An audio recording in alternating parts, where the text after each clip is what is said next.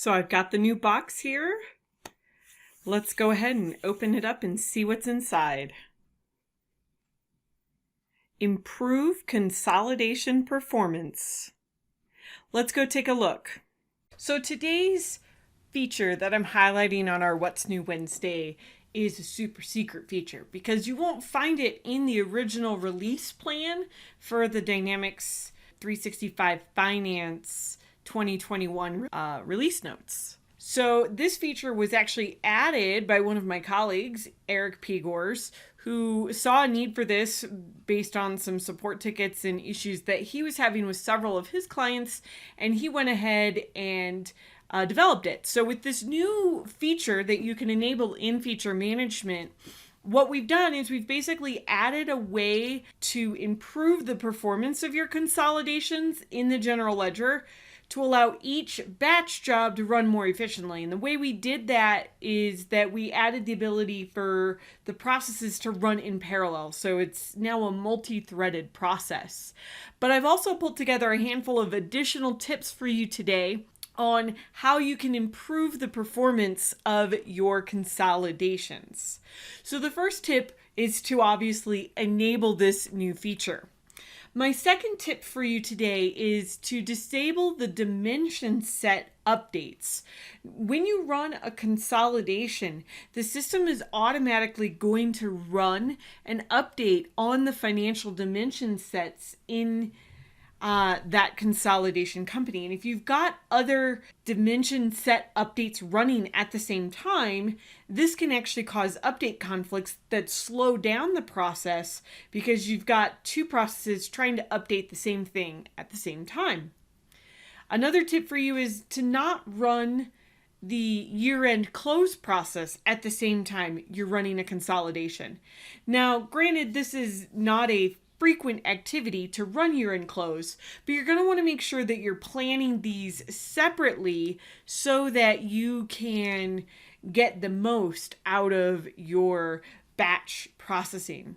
The other thing that you can look at, and I would recommend, is to look at your all-up batch frequency and try to reduce the time frame. So if you enable the feature and you're still having performance issues, it's taking too long, you can actually decrease the time period for which you're performing the consolidation. Instead of running it for a full 30 days, you could run it for a week and schedule 4 batch jobs to do each of the weeks within the month.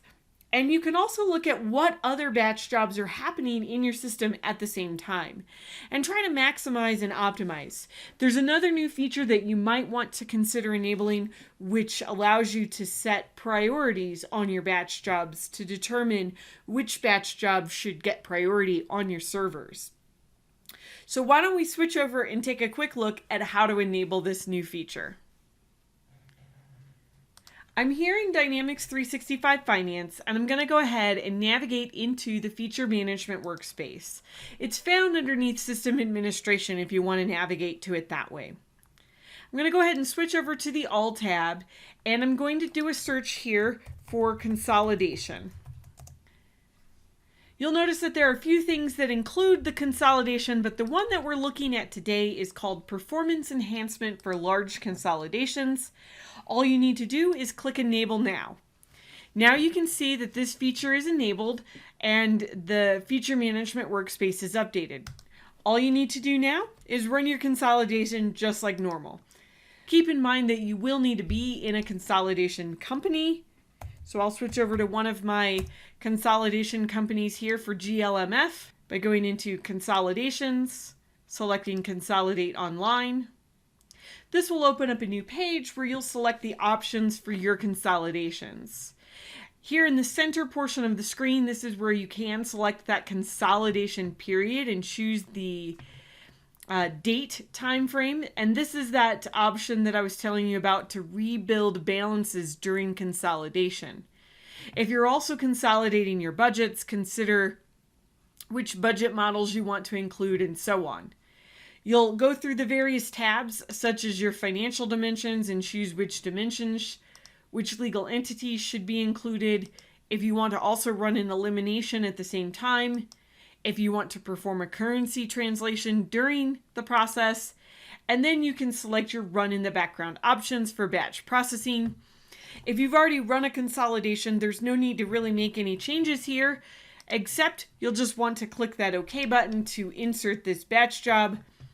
Oh, and I didn't actually select some legal entities, so I need to choose some. I'm going to choose USMF, and I'll add another legal entity in here for USRT. After I've added a few legal entities, I'm going to click back to the Criteria tab. And then I'll make sure to click on the Include Actual Amounts. And when I'm ready, I'll click OK. Now you can see it's added this job to the batch queue. And since the new feature is enabled, the batch job will now start using the ability to run this in a multi-threaded parallel process, which should increase your performance. So that's all I have for you today. It's a short one, it's a quick one, but it's a good one. I hope you enjoyed it.